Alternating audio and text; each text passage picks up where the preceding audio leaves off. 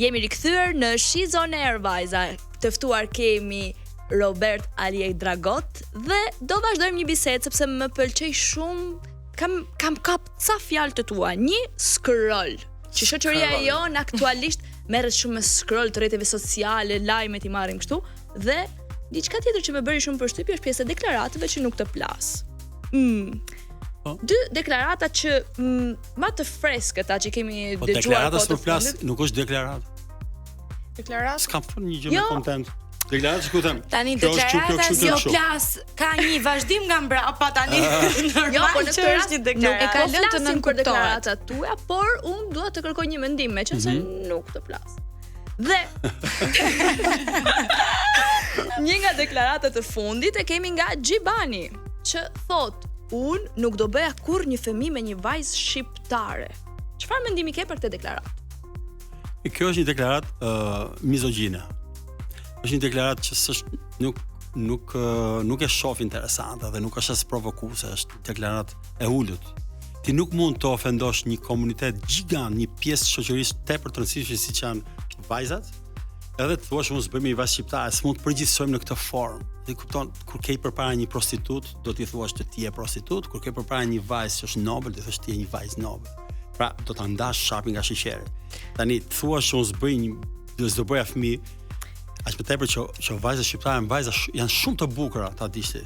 Në Belgjik. Po kemi dhe shumë vlera. Në Belgjik jeni shumë të mira, seriozisht. Dhe neve na dua ta mbaj pak. E dikush problemi ju, jam falë, mbaj çik. Se ti.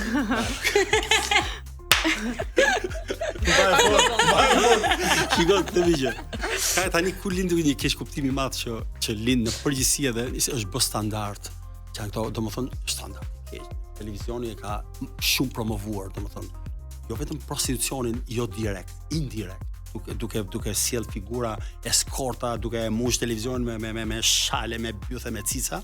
Jo vetëm kjo, por ka si edhe këtë modelin e këtyre vajzave që pikërisht shkojnë me të huaj me para. Për shembull Dubai vizitohet shumë, portapoti është bërë çështje gjitha këto. Edhe është e tmerrshme kjo gjë. Domethënë është ky standardi kur dëgjon që njerëz publik, vajza këngëtare ose që kanë një influencë në publika, janë prostituta. Për shembull, pëlqejnë meshkuj që kanë lekë. Kjo është prostitucioni, se ti nuk shkon se e pëlqen. Ti mund të shkosh me cilin do ti. E lirë, edhe është moralitet kur ti shkon se të pëlqeu, jo kur ti shkon se do fitosh para.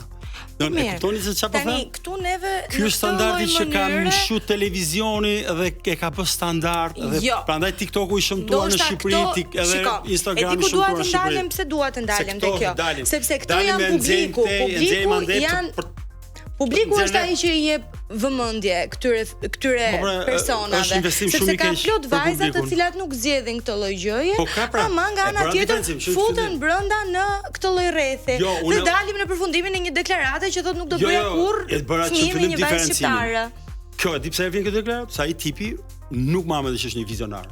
Thjesht ai është i manipuluar nga këto standarde televizioni i flet. Po është përplasur, është mund ta marrim si një person i zgënjur, mund të them që një masë e madhe. Po ti s'ke të drejtë me përgjithësu. Të meshkujve shqiptar. Mund të dalim. Ore, s'ke të drejtë me përgjithësu sepse unë e kam parë në shumë veta të tjerë. Vjen mirë ti themu që ti je, domethënë, njësoj si një femër që kam thënë që je prostitut, vetë të bëj një tifuz i barazimit. Ktu dua të rriun se po bëhet barazimi. Nuk, ja pa, po këtë po e dënojmë tani pra. Ç'a ti po e mbron apo ç'a se s'po marr vesh? Jo pra, po dua të nxjerr të dyja, dua të nxjerr të dyja anët e historisë. Pra, kemi këto vajza që m'pëlqen fare. Un kam shumë afeksion, kam shumë emocion të shoh femra kështu siç jeni ju. Kjo është emocionuese dhe nëse je i mashkull i vërtet, do pëlqesh këtë dimension të një vajze timide, të një vajze që nuk është banale, të një vajze ka interesa, të një vajze që mund të jetë shumë seksi, po ama nuk e shet veten. Edhe mund të jetë me vërtet një femër që mund të ketë shumë eksperiencë që duhet të ketë. Po. Dhe i zgjedh njerëzit për nga vlerat që kanë, jo për nga parat që kanë. Këtë thash deri tani. Prandaj mos bëni përgjithësime. Ka vajza të bukura, unë duhet ta mbyll se është kot, un mbasim kohë, mund të themi gjëra më të bukura. Vajza shqiptare janë të bukura. Dhe të shkosh me një vajzë shqiptare është ti ke bën një bingo. Ta them unë, me një vajzë të mirë, s'po them, prap unë i largoj ato kategorinë e qelbur që kemi dhe me vlera. Po, ti të kesh një eksperiencë me një vajzë të tillë, ti ke bën një bingo sepse ke bën një eksperiencë të vërtetë. Do të thënë me një femër që është e jotja aty për aty të paktën. Se tani ndodhin marrëdhënie edhe një natëshe, ndodhin marrëdhënie edhe një japshe, s'ka rëndsi. Këto visi doj, po kur vjen për lek, aman, mos më vazhdo tani. Vajzat shqiptare janë të bukura, janë tradicionale, janë të pastra, janë ky termi që përdoret për shtëpi. Shumë mira. Të gjitha të mirat i kanë. Tani vetëm sepse kanë dalë disa modele që nuk duhet të pranohen, po meqense po lavdron vajzat shqiptare, dashurinë tënde. Mimozën, ti e ke kuptuar që në moshën 7 vjeçare që ishe dashuruar me. Po di ti këtë sekret? Po pse jam këtu? Ti pasha theme këto. Ne kemi rubrikën e thashë themeve, por para se sot nuk e bëm ja. Kështu që në moshën 7 vjeçare keni u hat që ishte femra ideale për ty? Jo, nuk nuhata ideale, thjesht më toroj që ishte e bukur. Shiko, është e vërtet.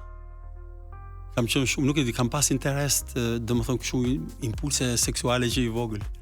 Do të them që nuk as si kuptoj as vet. Futesh në tualet, po. Është normale, janë kuriozitet e para. Jo, se mozën e njoh shumë i vogël, a? Në kopësht, a? Domethënë një vit para se të shkonim në klasë parë. Po kjo është dashuri prallash. Në kopësht unë e gjuja, ajo s'merrte vesh fare si pul. Ajo se kështu shkon nga mbrapa kështu i thotë, "Je e bukur." Ajo vazhdonte. Ajo s'merrte vesh fare ças. Do të them që edhe klasë parë edhe kështu gjërat rrodhën pak edhe erdhëm kur u ritëm, por ajo s'mori vesh derisa u bë shumë e madhe. Dhe nuk ke guxu të shprehje ndjenjat për 10 vite të paktën sa të dash për të shprehur ndjenjat. Shiko, ka një gjë. Eksperienca në atë moshë ishte vërtet ishte intense, ishte e fortë. Domethënë pse i mbaj mend akoma, un kam një ditar, kam shënime jete dhe kur i kthem nga një herë që i rishkruaj, se kur rishkruan për shembull atë gjëra nga jeta jote, i reinventon pak, sepse ke një qëndrim tjetër. Pra je më i qartë dhe i shef gjërat dhe nuk vetëm i dokumenton, se kur bën një autobiografi nuk është më si thua dëshmi e një lajmi pa emocion, domethënë e një ngjarje, po është letërsi, sepse ti rishikon dhe i reinventon kaluarën tënde. Dhe kur i shoh këto gjëra me një perceptim sot, unë kisha kuptuar që unë në atë moment vërtet që s'kisha impulse morale, sepse isha i paformuar. Domethënë moralisht për të thënë që kjo është vajzë e ndershme. Se kjo është katunarliku. Unë se kisha këtë. Po. Jo, po unë thjesht estetike ishte impuls puro seksual. Pra e kisha që aty unë për shembull po ta them se e kam edhe këtë në ditar. Unë kur isha 4 vjeç, losja me shoqet e mia 4 vjeçare në borë. Ta thash lagja ime është ajo borri. O borri shtëpia ime këtu, edhe treni këtu ku jetonin shumë familje të varfëra dhe kishim një lavanderin mes. Dhe dilim lozën që ke borri, po ishte si filmat e Pazolinit, ishte shumë interesante, ishte kinematografi e gjallë. Dhe çan ndodhte? Unë dilem në balkon për të pak të skenën filmike. Isha i vogël fare. Dhe dilin këto gocat e vogla, imagjino 3 vjeç ose 4 vjeç. Dhe unë shkoja për që edhe prisa me zot prisa që njëra nga ato të bënte çiçin brek, që t'ia ndroja brekët. Atëherë s'kishim pampers, ë? Që tani ulët tempi fare kështu. Prisha bebi vëlla dhe unë 4 vjeç. Më vonë gjatë lidhjes. Si po përshtypje ju kjo gjë më vëlla? Po më bën më shumë përshtypje sa thash, lind, nuk bësh, ti ke lindur. Bëhet shumë, po. Po ne jemi të interesuar atë kjo pjesa. Tani nuk më bën përshtypje sepse në ato kohë jo. Ke qenë ti kështu? Jo, kanë kohë tjera, ama po sepse un jam pak më e madhe, un jam gati 30 vjeçë. Jo, po 4 vjeç i bëj këto punë ti? Si unë isha gocë, kështu që kisha një edukat tjetër. Edukat, po edukatë tani. Çfarë edukatë ke ti 4 vjeç? Ja bëja intervistë. Po jo, gjithmonë gocat janë. Moralitet tu më, po më zgënjeni më. Jo, more, po isha më turp, po të zgënjeni. Po pse po zgënjeni? Po sot jeni më nga 4 vjeç, po duhet jeni çik më të hapura. Unë jam super e hapur. Me thënë të drejtën, mbaj mend kur kam qenë 5-6 vjeç. Kam pasur të dashurin imagjinar të parë, jo imagjinar, se në fakt e kisha në kopësh, e kisha pufur në. Po ti kur imagjinon, domethënë që ti ka hyrë. Po, për zotin, edhe e kam patur edhe në lagje, e kam patur edhe në kopësh. Shumë bukur. Edhe mami ime, mamin e ati. Sa vjeç ishte ai? Ai Jarani jot. Mosh me mua. Mosh me ty. Po, kam qenë gati 5-6 vjeç. 4 vjeç me 4 vjeç. Me thënë fillojnë në moshë shumë të vogël këto gjëra. Shikoj ja se dinim. Edhe thoja mamit e babit do martohen me, s'po ja them emrin, me filanin, kupton. Jo, unë personalisht vetëm koncerte mbaja në shtëpi gjatë gjithë ditës, i lodhja nga veshët, këtë bëja në. Unë 4 vjet Ilja intervistoja njerëzit të rrugës. Ke të dashur? Ja. Sa të dashur ke pas në jetë? Po pse po kalojmë te jeta ime personale kot? Po pse do kalojmë imi atë, se kështu. Po ti ke ardhur pra. Po unë kam marrë, po s'ka marrë që ti më veç ti veç, jam kam marrë që ç'kemi ju ç'keni me mua. Ju dialog. Zbusim pak situatën dhe kalojmë në këngë se është bërë diskutim të marrim sa informacione.